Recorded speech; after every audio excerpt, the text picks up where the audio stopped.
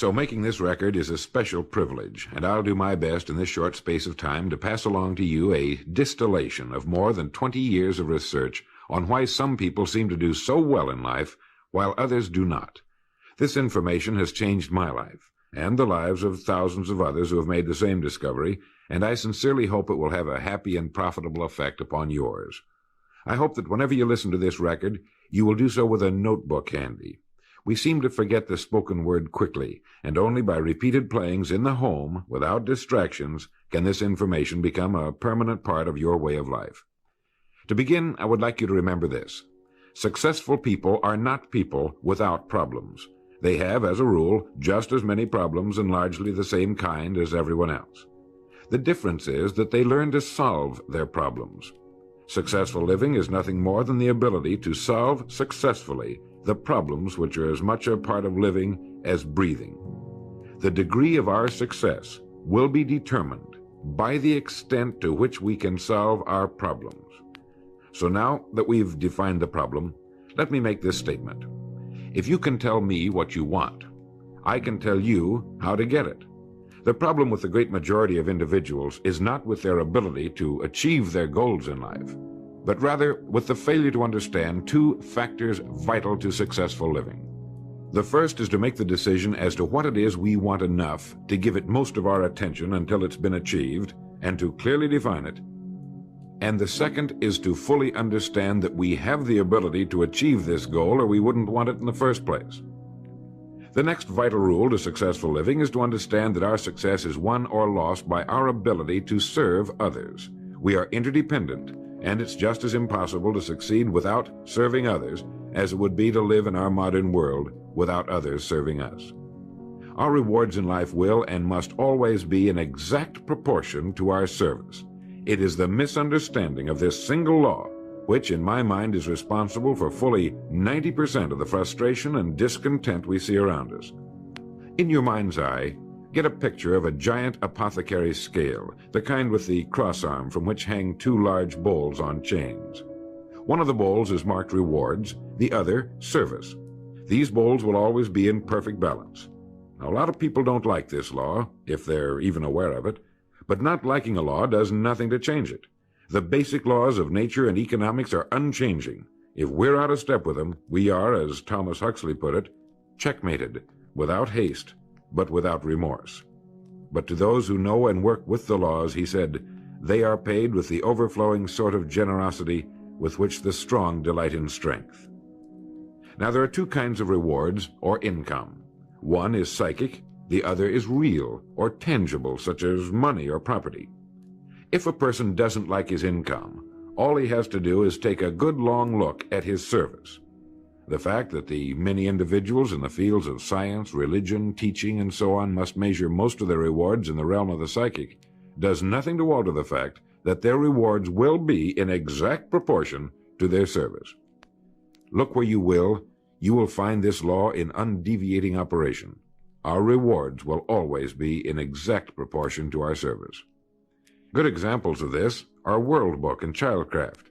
The fact that your company is the world's largest publisher of reference material is based solely on the fact that its products have found the widest acceptance and have been sold to more individuals and institutions.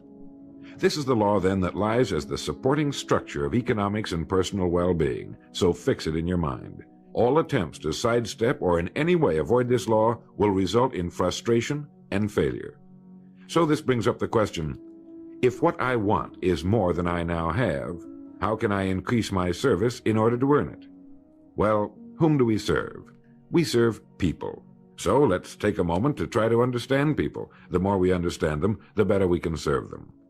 I think of an adult human being as a grown child, doing his best to play for the first and last time on earth this game called life. The extent to which he learns the rules of this mighty game will determine his success. But right here we run into an historic and exasperating fact. People down through the centuries have, with the most amazing consistency, divided themselves into two groups. One group contains about 5% of any given population. The other group contains the remaining 95%. Neither of these two groups is any better than the other. But one thing separates them. The big group the one containing about 95% of the people, never seems to get the word, while the smaller group, the 5%, does. Now, what do I mean by getting the word? I mean about 95% of the people never quite understand, emotionally or intellectually, that we as individuals control, to an altogether unsuspected extent, our lives here on earth. That each one of us is the architect of the structure fashioned by our years. You see, all of us want the same things, but only about 5% figures out how to get them. I think it's perfectly stated in your World Book booklet titled Opportunity Unlimited. It says, within each of us burn two unquenchable ambitions: to serve importantly and to gain financial independence. Both of these worthwhile goals are within the reach of all of us, man or woman, but according to statistics, only about 5% achieve both of them. Why? Let's look at it logically. Every human being has a tendency to think, act, and talk like those by whom he is surrounded. This is environment, and it exercises an enormous influence on our lives. We've already pointed out that 95% don't seem to get the word in life. Then it follows that in the case of any given individual, the odds are 95 to 5 that he is surrounded by the larger group. And since a body in motion tends to remain in motion until acted upon by an outside force, that he will continue to conform to his group unless we can do a better job of serving him through knowledge. Here is our largest opportunity for service, and the rewards will take care of themselves. Now, right here, let me restate what we've covered so far. Our rewards, psychic and tangible, will be in proportion to our service. The failure of most people to live successfully is not caused by their lack of abilities, far from it, but rather in their failure to decide what it is they want, and understanding that our wants are governed by our talents and abilities, and that we are divided into two groups of roughly 5% and 95%, and that it's the 5% group which is successful. So here, let me give you a definition of success which, to my mind, covers the subject completely. Success is the progressive realization of a worthy ideal. That is, anyone who knows where he is going in life is a success. At the moment he makes the decision of what it is he intends to accomplish, of what it is he considers a worthy ideal, he is successful. Once this goal has been accomplished, he is again, by our definition, a failure, until he establishes a new goal toward which to work. To my mind, this is what we as human beings were intended to do, to go through life from one achievement to another, and to finally come to the end of our road here on earth, still reaching, still working toward a new and better plateau on which to stand. For this is to live and live completely, to know as much as we can know, to serve as much as we can serve, to accomplish as much as we can accomplish. Well, since success is the progressive realization of a worthy ideal, why are we faced with only 5% who can be called really successful? Because the best estimates available tell us that only about 5% will ever decide upon and define the one thing they want. One thing, because we can only do one thing at a time. To my mind, the story of a person's life is the story of a quest, a search to which he devotes his life. We know that the happiest people on earth are those who know exactly what it is they seek and set boldly out to find it. And while we're all dreamers, the fortunate ones are those who have found a dream so exciting and worthwhile that they'll devote a part or all of their lives to making that dream come true. But while all dream, by far the great majority, that 95%, never realizes that a persistent daydream is often the point on which we should set our compass, the place toward which it is meant for us to journey. The tragedy is that the great majority shrugs off this built-in direction finder and returns to the wide, visible, well-marked road in life which they feel must be the best road because it carries the heaviest traffic. Well, let's make this point clear. The road in life with the heaviest traffic is not the best road to follow, for it is the road of the 95%. It is the road with no more opportunity, and with 19 times as much competition. Let me very briefly tell you how I got started on this business of making a study of people and why they wind up the way they do. I spent nearly 20 years looking for the secret to achievement. I didn't know it was older than the pyramids and had appeared in more than 50 million books. It started in 1933 during the last Depression for me. I was bothered by the difference that existed between what I had been told and what I could see around me. For example, I had been told that man was God's noblest creature and had dominion over all the earth and all its other creatures. I knew this was true, but in my neighborhood the creatures were eating better than we were, and I wanted to know why so many were poor when there was such abundance on the earth. They had no money, but there was still as much as there had been a few years before. Where it had gone? They had little education, yet education was on every side of them. They had very little food, yet it was raised in abundance. They lived in inadequate and ugly dwellings, yet there were good homes for sale. Well, it was apparent to me that these people didn't have the answer to the problem. They were good people, but they didn't have the answers. Here were people who were discouraged and confused in a world which should have been filled with challenge and excitement. It's true that we were in a period of general depression, but to the thinking individual, this represents another problem to be solved, another challenge to overcome. And to many, it was the thing that sparked their greatest accomplishments. I remember reading something once about discouragement. It was a fable about a devil's sale, and he had his many wares on display. There was the rapier of jealousy, the dagger of fear, the strangling noose of hatred, each with its high price. But on a purple pedestal, gleaming dully in the light, was a worn and battered wedge. This was the devil's most prized possession, and it was not for sale, for with it alone he could stay in business. It was the wedge of discouragement. Well, as I remember it, the people in my neighborhood were a pretty discouraged lot. Now, discouragement can only come from one of two things. One, a lack of information, or two, a situation over which we can exercise no control. It is very seldom that we're faced with number two. Almost all discouragement can be traced to a lack of information. If you find yourself falling from the top of a high building, you could justify discouragement, but it can be traced to your having made the fatal step, and that was a lack of information about the law of gravity. When I asked these people why we were in the fix we were in, they did a very human thing. They blamed other people. They looked everywhere for the answer except where it really was, within themselves. These were the 95%. And I decided to find out just what it was that separated the haves from the have-nots, not just in a financial sense, but in every sense. I found the answers in books written by great men. I found the answer in the Bible. Why didn't these people of whom I speak know the answers? They didn't read good books. They didn't read the Bible. Everyone owned one because it was fashionable, like a set of Shakespeare, but they didn't read that either. They were discouraged because they lacked information. They didn't know the rules of this game called life, and they had been checkmated, without haste, but without remorse. They didn't realize that without a goal, an aiming point, we're without purpose or direction. They clung together, feeling somehow that there was safety in numbers, without realizing that in this case, just the opposite is true.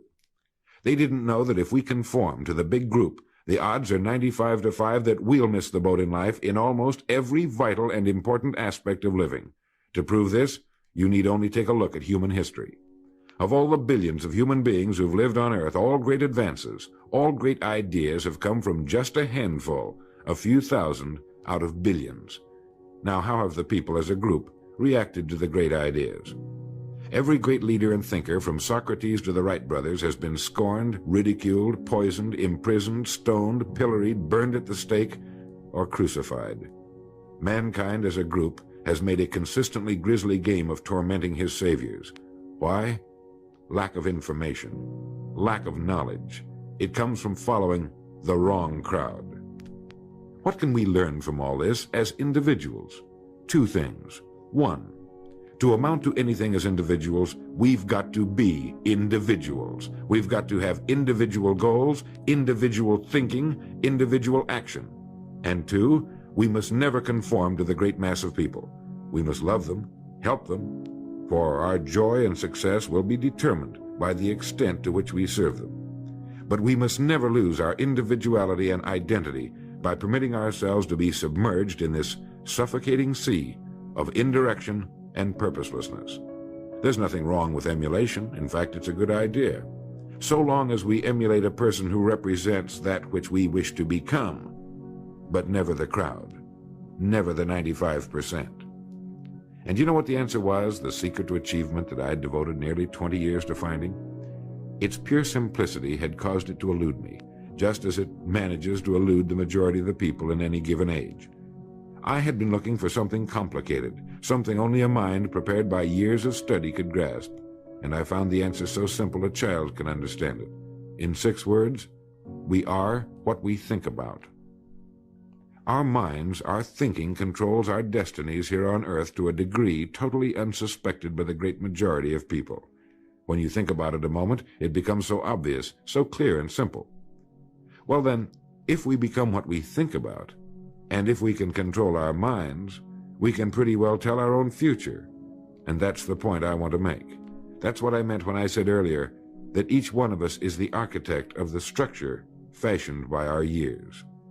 This means that if we're confused about what we wish to become or accomplish, our lives, our environment will mirror that confusion. It also means that if we know what it is we seek, that it must be accomplished.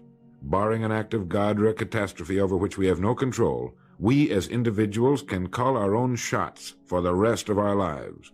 We can know what it means to go through life from one success to another, to play life according to the rules and reap the rewards. We can know what it means to have peace of mind and live calm, cheerful, successful lives. You are at this moment the sum total of your thoughts to this point, for there is nothing else you can be. And 5 years from now, you can be and have anything you set your entire mind and heart upon. Turn this record over now, and let me tell you of a way you can use this law to accomplish more in 5 years than the average person does in 40. Succeeding in life has always been a matter of doing that which the great majority does not do. Now let's keep this in mind as we get into this business of goals. It isn't that I want to make an invidious comparison between the 5% and the 95%, not at all. That's just the way it is, and if we don't recognize it, it will be to our cost. At the beginning of this record, I made the statement, if you can tell me what you want, I can tell you how to get it. You see, the trick is not in achieving our goals, it is in establishing them. A ship would never leave a harbor if it did not have a destination. An industrial plant would never open its gates if it did not have a product or a purpose. Football would not be played without goalposts, nor would baseball without a home plate. Every business operates for a purpose. Every game has a reason. Getting back to the analogy of our ship, if you were to climb to the navigation bridge and ask the captain the name and location of his next port of call, he would tell you immediately. There's not the slightest doubt in his mind. Can you tell anyone your destination just as quickly and in one sentence? The captain of the ship knows that he can arrive at only one port at a time. He knows that it's impossible to arrive at two. Do you know that? He also knows that his destination will be invisible for fully 99% of his voyage, but he knows it's there, and that he'll reach it, barring an unforeseen catastrophe, if he will just keep doing certain things a certain way every day. One fine morning his destination will appear on the horizon. He'll sail into port, his voyage successfully completed.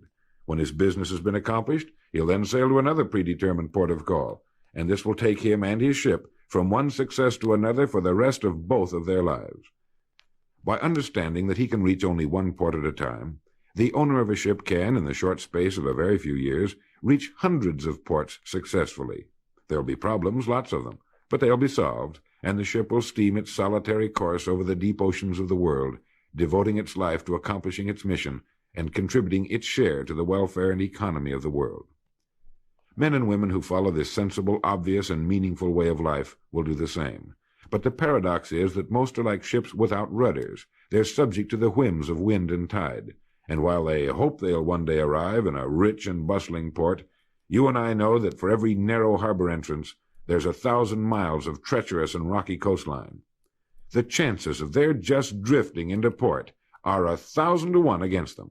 These are the unfortunate people who, not knowing the rules, believe that circumstance controls our lives. They believe in luck and superstitions, fate, the breaks. They believe that success comes as the result of who you know, not what you know. And while they cling to their false alibis, life passes them by, for the rules of life are just, and they are checkmated, without haste, but without remorse. Now what about you? Remembering that the definition of success is the progressive realization of a worthy ideal, what's the ideal toward which you are working, now, today, yesterday, and tomorrow? Can you write it in one sentence? Is your goal sharply and clearly defined? Now, for a moment, let's return to the message in your booklet, Opportunity Unlimited. It reads, "Within each of us burn two unquenchable ambitions, to serve importantly and to gain financial independence." The first of these two desirable goals you've already achieved by being in the World Book Childcraft Organization. Now let's take a look at the second ambition, financial independence. I mentioned on the first side of this record that I could tell you how you could be and have anything you set your mind on in 5 years. To better understand this, you must examine one of the most overlooked facts in the world. It is that every job, no matter what it may be, holds somewhere within itself the key to everything we want in life, the key to greatness. But we must look for it, and we must think.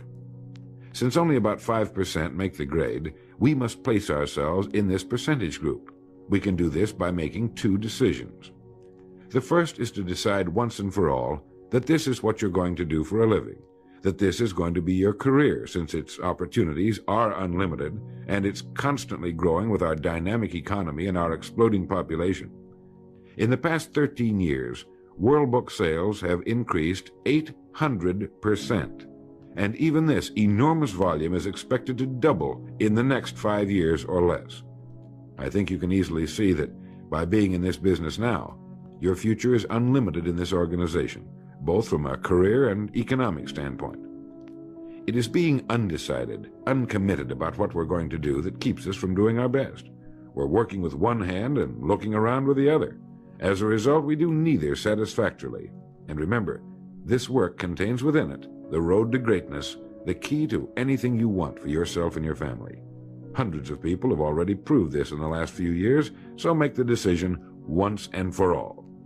Once this has been made, you'll feel as though a weight has been lifted from your mind. Perhaps for the first time in your life, you'll know where you are in the world. You know you have a place where you can serve, where you're needed and respected, where what you're doing is important. Once this decision has been made, we come to the second. Decide to become a professional at your business. You see, we can either compete or create. If we compete with all the other people in our line of work, we must be willing to accept the same rewards. If that's what we want, fine.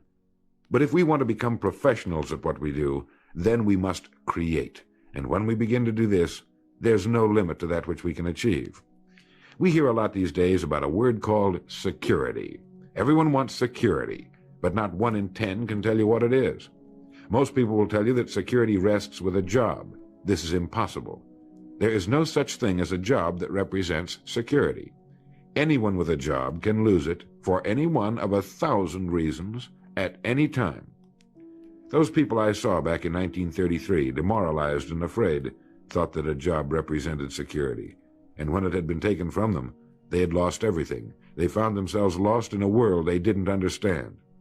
No, a job cannot represent security. There is only one place on earth you can find security, and if it isn't there, it isn't anywhere. It's inside of a person, never outside. If a man has security inside, where it belongs, his wife and children can feel it when he sits down to eat with them, and they're warmed by it. If a man has security inside where it belongs, you can see it walking down the street, and you can feel it when he enters a room. That's security, and you can't take it away from him. You can take away his money, his home, everything but a wife who's willing to start over, and most of them are, and drop him anywhere in the country. Go back in a year, and he'll be doing just as well as when you found him the first time. You can't keep a good man down, no matter what you do to him. Like cream on milk. You can shake it all day, but just set it down for a while, and it'll bounce right to the top again. This man or this woman has security, where it belongs. And do you know where it comes from? It comes from doing what we do for a living surpassingly well.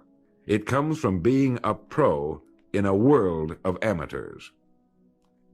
Becoming a pro isn't difficult. It comes from knowing what to do with time. It comes from knowledge, planning, and working. First, knowledge.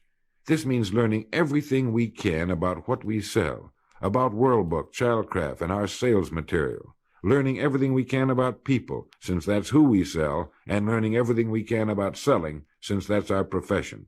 What we sell, who we sell, and how to sell. Those 3 subjects would fill a large library, but we can take things one at a time, and by devoting an hour a day to study, we can become outstanding professionals in 5 years or less. And it's the professionals in this business who can write their own tickets, good times or bad. They can live where they choose, and, being professionals, work when they choose. Second, planning. This means writing down the specific goal we're now working toward. It means writing in detail about the first port of call we want to reach, realizing that we can only reach one at a time. It means selecting the income we feel will represent financial independence to us. Once this has been selected, we know exactly what we must do in order to reach it. As soon as our first goal has been reached, we can set a new one. The person who does this is the person people call lucky. Good things just seem to happen to him. The so-called breaks start coming his way. But it's a result of planning and working positively that attracts the good things to us. I can't emphasize too much the importance of describing your goal in detail. If it's a beautiful new home, get the actual plans, or at least an elevation drawing of the home, and carry it with you so that you can look at it regularly. If it's a certain amount of money, write down the specific amount for the coming year to the penny, and then work your plan. Whatever your goal may be, write it down in detail. Then you're like the ship. You're on course, and you'll reach more successful ports in a few years than most men do in a lifetime. And third, working. Working more than the average, if we're going to achieve more than average results, is necessary, of course. But with proper planning and with knowledge, it seems easy. Moreover, to work, we need energy, and energy is inextricably linked to desire. Unless we have a desire to do a certain thing, we find ourselves without the energy. But you will never find desire without energy. Once our goal has been crystallized in our minds and we realize that we become what we think about, our doubts vanish as to whether or not we can achieve our desired ends, and with the picture of our dream in our mind, we have abundant energy.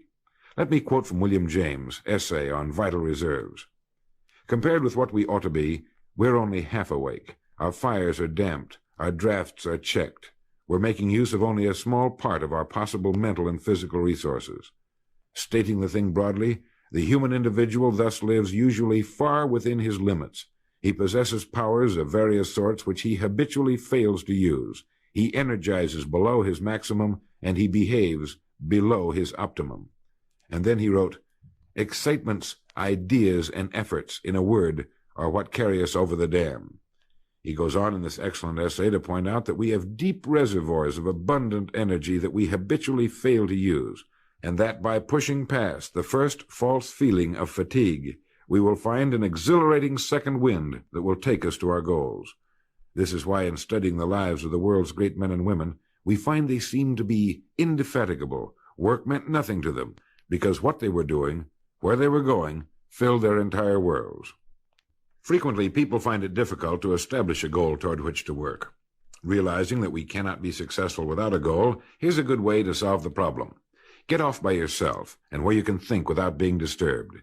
Then write on a sheet of paper a complete description of the person you would like to be, and the things, in being this person, you would have. Once this has been done, start acting the part of the person you wish to become. Carry, as often as you can, a clear mental image of the person you want to be, and begin to be that person. Soon this will become so knit with habit, it will lead you without fail to the goal you seek. You see, when you begin to do this, you're using your greatest power, your mind, and you will become what you think about. Some time ago, I was flying west and reading a copy of a television play by the 3-time Pulitzer Prize-winning playwright Archibald MacLeish. The play was The Secret of Freedom. Suddenly I read a line that shook me to the soles of my feet, and for a long time I stared out of the window, thoroughly digesting the line I had just read. Here is that line. "The only thing about a man that is a man is his mind. Everything else you can find in a pig or a horse." Think about that line until you know what it means. The only thing that sets us apart as human beings is our divine minds. Everything that means anything to us, our love of our families, our faith, our dreams, our talents and abilities, our religion, everything we know, is connected to us solely through our minds. Our minds represent our hope and our future. Yet, as a rule, it is the last place the average person will turn to for help. Your mind contains riches beyond belief, but you must prospect this rich and largely unexplored continent, and the only way it can be prospected is by systematic study and systematic thinking. Your mind is like a muscle. It will develop only to the extent that you use it, no more. By devoting an hour a day to study, you're building your mind into a powerful and creative servant. If you only do this 5 days a week, it comes to 260 hours a year. That's 1,300 hours in 5 years, or the equivalent of 162 8-hour days devoted to study and research. Believe me, if you'll do this, In 5 years, you'll be one of the most accomplished professionals in your field, and you'll have the world on a string. You will virtually be able to write your own ticket. The average man works 8 hours a day, about 50 weeks a year, for 40 years. That's time enough to become great at anything. The time will pass anyway. We might as well reap the rewards. So now, let's sum up and reduce the whole thing to a workable formula, a set of rules for this game of life that cannot fail to take us to where we wish to go. The first and most important thing to remember is the rule that controls our life. We become literally what we think about. This means that we must establish a worthwhile goal toward which to work, a goal that will occupy our minds most of the time. This goal should be written out or illustrated. We should look at it and restate our purpose every morning, every night, and as many times during the day as we can. We must fully understand, emotionally as well as intellectually, that whatever it is we set our heart upon will become real in our lives. We must also remember the law that lies as the basic foundation for all economics and personal well-being as well. Our rewards will be in exact proportion to our service, and if we want to get into the top 5% of the people, we must often cut ourselves away from the effects of our environment and become individuals with individual goals, individual thinking, individual actions. We must realize that our daily work contains more opportunities than we could develop in a lifetime, and that our job contains within itself the key to greatness, the road to everything we could possibly want in life for ourselves and our families. We must realize, too, that security can be found in one place only, inside of us. If it isn't there, it isn't anywhere. And the only road to security lies in doing what we do for a living surpassingly well. And lastly, that we must become professionals at what we do, and that becoming a pro involves knowledge, planning, and working. Knowledge of what we sell, who we sell, and selling. Planning by establishing the goal, which automatically establishes our work pattern. The great salesman is like the great golfer. It looks easy the way he does it, because it is easy the way he does it. But it took time, dedication, and work in its accomplishment. Is it worth it? You bet it is. P.G. Hamilton once wrote, "Let's be different. A strong life is like that of a ship of war, which has its own place in the fleet and can share in its strength and discipline, but can also go forth alone to the solitude of the infinite sea. We ought to belong to society, to have our place in it, and yet be capable of a complete individual existence outside of it. And remember the strangest secret, will you? You are now, and you will become, what you think about." Thank you.